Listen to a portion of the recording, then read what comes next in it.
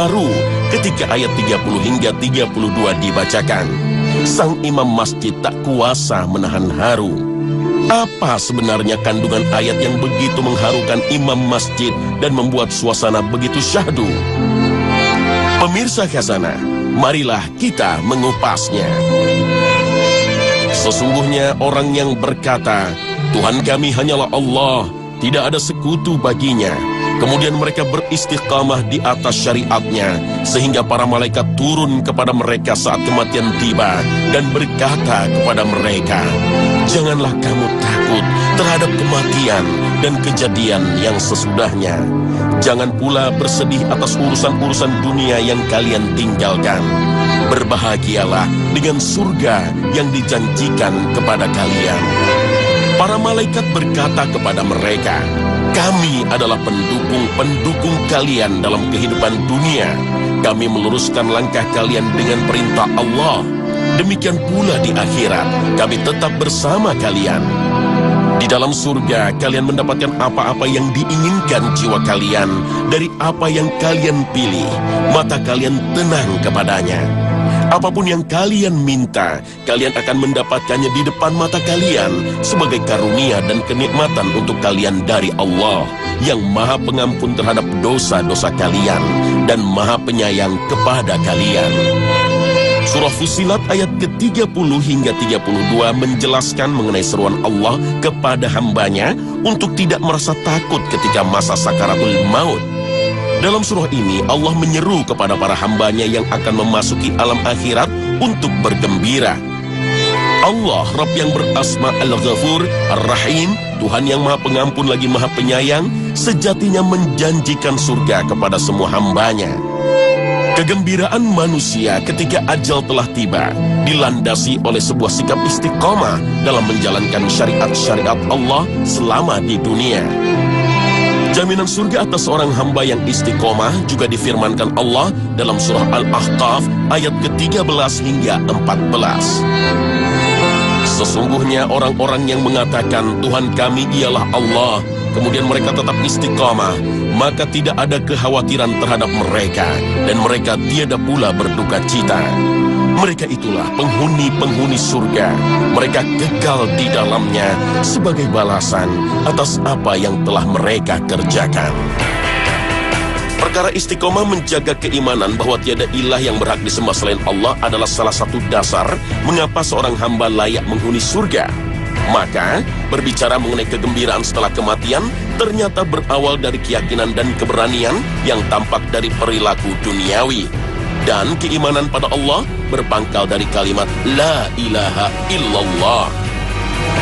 Tapi, seiring dengan mendekatnya masa akhir zaman, fitnah-fitnah duniawi semakin tumbuh dan bermunculan. Salah satu bentuk nyatanya adalah rongrongan riba dalam sendi-sendi kehidupan. Orang zaman sekarang hampir tak ada yang lepas dari jeratan hutang. Dan bunga atas kredit rumah, mobil, hingga biaya sekolah adalah pengeluaran rutin. Penghasilan manusia modern adalah pendapatannya setelah dipotong cicilan dan angsuran pinjaman. Perlahan namun pasti, sistem riba membuat sistem sosial menjadi rapuh. Orang dengan mudahnya berselisih paham hanya karena masalah pinjaman. Dan orang dipaksa bekerja membabi buta hanya agar punya cukup biaya untuk melunasi cicilan kendaraannya. Riba adalah musuh terbesar umat manusia.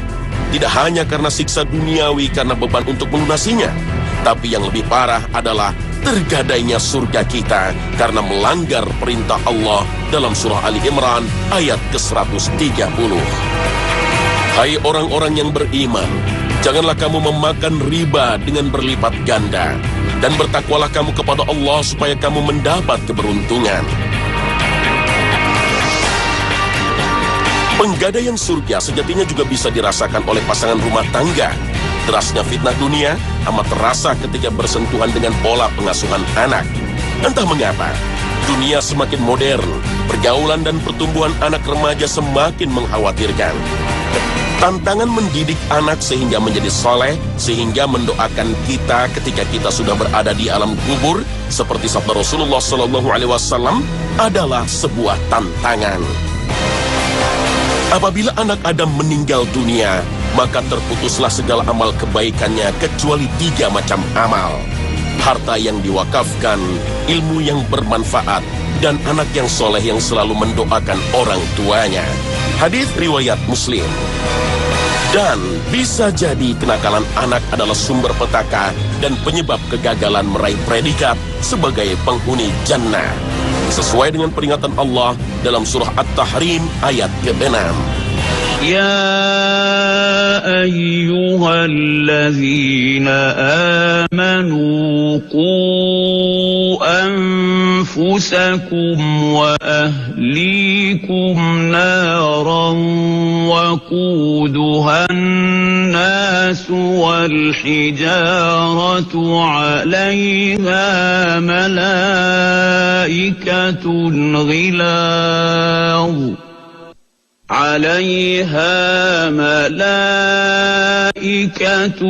غلاظ شداد لا يعصون الله ما أمرهم ويفعلون ما يؤمرون. Ketika seorang yang memahami isi surah Fussilat ayat ke-30 hingga 32 menangis dalam sholatnya, mungkin mereka mulai merasa godaan dunia begitu besar, sehingga mengancam kebahagiaan di masa akhirat. Mungkin mereka para jamaah sholat Isya di Masjidil Haram di Senin malam itu menyadari betapa besarnya fitnah dunia yang mendera diri dan keluarganya. Wallahu a'lam bis-shawab. Tapi tangisan itu seharusnya tak menjatuhkan semangat untuk memperbaiki diri. Karena di akhir ayat sebelum ruku, Allah telah menyifati dirinya sebagai Rabb yang Maha Pengampun lagi Maha Penyayang. أسمع بهم وأبصر يوم يأتوننا لكن الظالمون اليوم في ضلال مبين أسمع بهم وأبصر يوم يأتوننا لكن الظالمون اليوم في ضلال مبين وأنذرهم يوم الحسرة إذ قضي الأمر وهم في غفلة وأنذرهم يوم الحسرة إذ قضي الأمر وهم في غفلة وهم لا يؤمنون إنا نحن نرث الأرض ومن عليها وإلينا يرجعون. Saat melantunkan surah Maryam ayat ke-38 hingga 40, suasana haru kembali menyelimuti suasana Masjid Haram. Imam masjid tak kuasa menahan tangis. Betapa dahsyatnya ayat-ayat yang dibacakan hingga mampu menggetarkan jiwa pembacanya. Ayat-ayat ini menjelaskan betapa tajamnya pendengaran dan penglihatan mereka pada hari kiamat. Hari ketika mereka datang kepada Allah. Ketika hal itu tidak bermanfaat bagi mereka.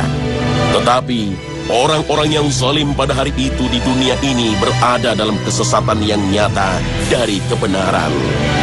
Berilah peringatan wahai Rasul kepada manusia tentang hari penyesalan, yaitu ketika semua urusan diputuskan dan kematian didatangkan, seakan-akan kambing berwarna sangat putih yang kemudian disembelih, lalu diputuskanlah urusan di antara makhluk. Orang-orang yang beriman masuk ke dalam surga, sedangkan orang-orang yang kafir masuk ke dalam neraka. Mereka berada di dunia dalam keadaan lalai terhadap apa yang diperingatkan terhadap mereka, dan mereka tidak melakukan amal soleh. Sesungguhnya kamilah yang mewarisi bumi dan semua yang ada di atasnya setelah kebinasaan mereka. Sedangkan kami tetap kekal sesudah kebinasaan mereka dan hukum kami tetap berlaku pada mereka. Kepada kamilah tempat kembali mereka, lalu kami membalas mereka atas perbuatan mereka. Salah satu inti yang dapat dipetik dari surah Maryam ayat ke-38 hingga 40 ini adalah dahsyatnya hari akhir. Hari akhir seakan menjadi sebuah pertengahan fase hidup bagi manusia, antara dunia yang fana dan akhirat yang kekal. Hari akhir di mana ada masa perhitungan mengakhiri masa dunia yang sementara. Dan berdasarkan keputusan Allah, di hari akhirlah manusia akan menjalani kehidupannya yang abadi, yaitu alam akhirat. Kita harusnya menyadari betapa menyedihkan dan tersiksanya orang-orang lalai, yaitu mereka yang tidak melakukan amal soleh ketika masih berstatus sebagai penghuni dunia. Manusia lalai itu adalah mereka yang membentangkan seluruh kehidupannya pada kehidupan duniawi. Padahal, bumi dan seluruh isinya adalah kepunyaan Allah. Namun orang-orang yang lalai serasa memiliki kuasa penuh dan merasa menguasai bumi karena kepemilikan harta dan tahta. Tapi, alangkah beruntungnya kita, umat Islam yang bersyahadat, La ilaha illallah Muhammadar Rasulullah. Kita, umat yang bersaksi atas keesaan Allah dan membenarkan bahwa Nabi Muhammad adalah Rasul utusan Allah, telah diberikan peringatan dalam surah Maryam ke-38. Rasulullah SAW diutus untuk memberi peringatan akan hari penyesalan. Inilah bentuk rahmat Allah kepada umat Nabi Muhammad. Peringatan ini seakan menjadi sebuah pagar pengaman di tepian jurang.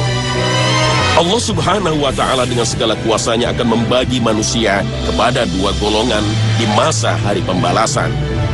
Insan-insan yang beriman akan masuk dan terjamin menjadi penghuni surga. Sedangkan yang kafir niscaya akan merasakan dahsyatnya siksa neraka. Tapi sekali lagi, sebelum pembagian itu terjadi, Allah mengutus makhluk ciptaannya, manusia yang terpuji akhlaknya, Nabi Muhammad SAW, untuk memberikan penjelasan dan pengajaran. Rasulullah SAW diutus hanya untuk mensalehkan akhlak, karena seorang yang soleh akhlaknya inilah yang nantinya dimudahkan menuju surga. Sesungguhnya aku diutus untuk mensalehkan akhlak. Hadis riwayat Bukhari. Dan panduan menjadi seorang yang soleh seperti yang diteladankan oleh Rasulullah terdapat dalam Al-Quran. Aisyah ketika ditanya tentang akhlak Rasulullah, beliau menjawab, akhlaknya adalah Al-Quran. Hadis riwayat Muslim. Semakin jelaslah betapa beruntungnya kita yang menjadikan Al-Quran sebagai pedoman. Kepercayaan kita terhadap Al-Quran membuat semangat beramar ma'ruf menjadi berlipat karena janji surgawi. Dan keyakinan terhadap Al-Quran juga meningkatkan penjagaan diri dari perbuatan yang mungkar yang pasti akan mendapatkan balasan. Keimanan pada Al-Quran sejatinya membawa kita pada sikap beriman kepada datangnya hari akhir.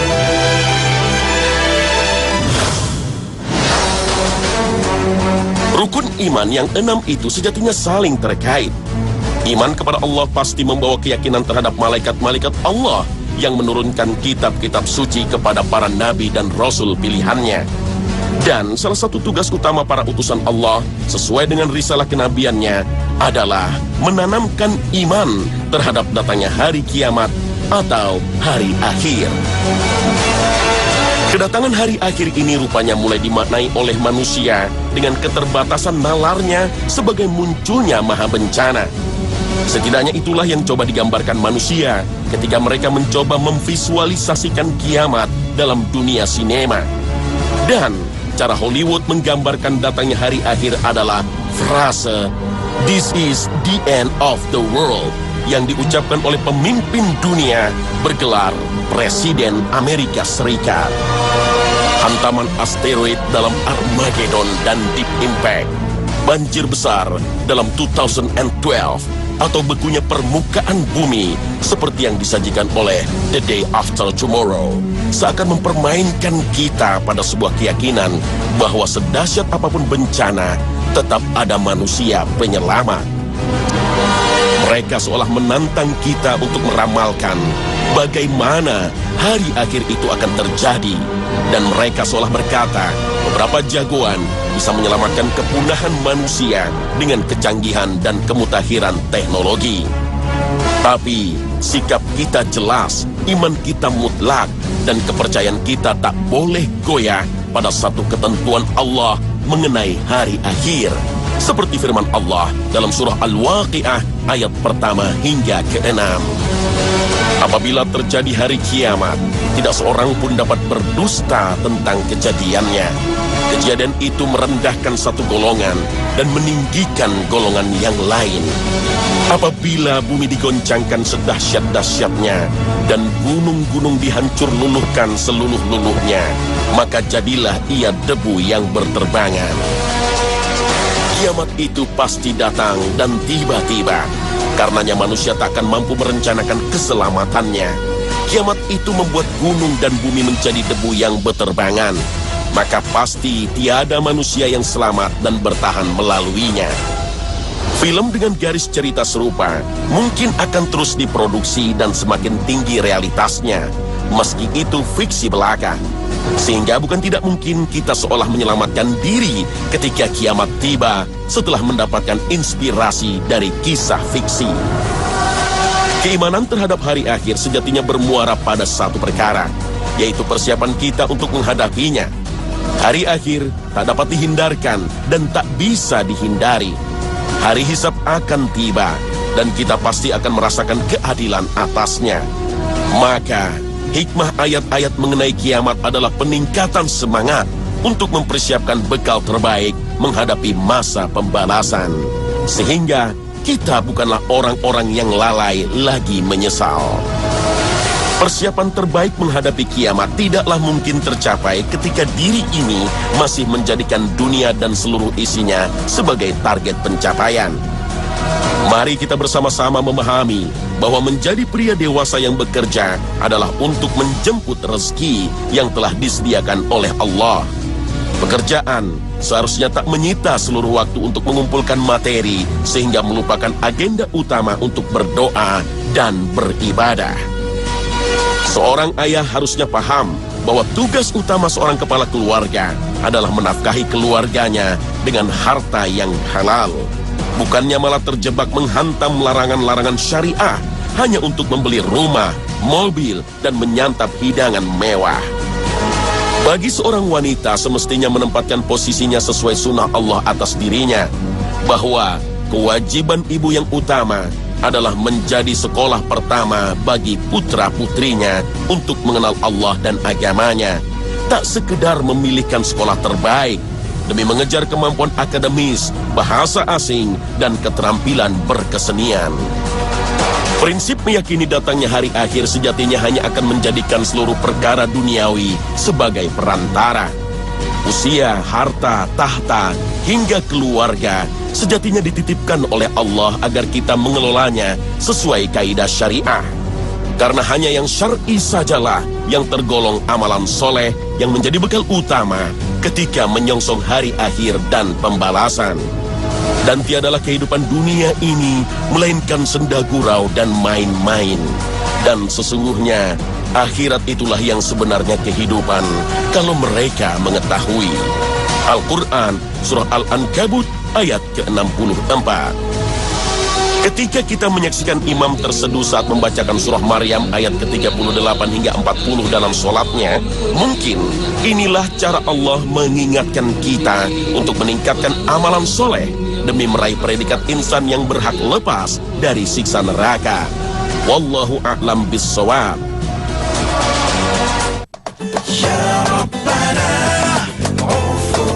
Nah pemirsa, inilah akhir kebersamaan kita. Semoga tayangan kami hari ini mampu melengkapi wawasan Islami Anda, sehingga jalan kehidupan kita sesuai dengan tuntunan Allah dan Rasul-Nya. Akhir kata, wassalamualaikum warahmatullahi wabarakatuh.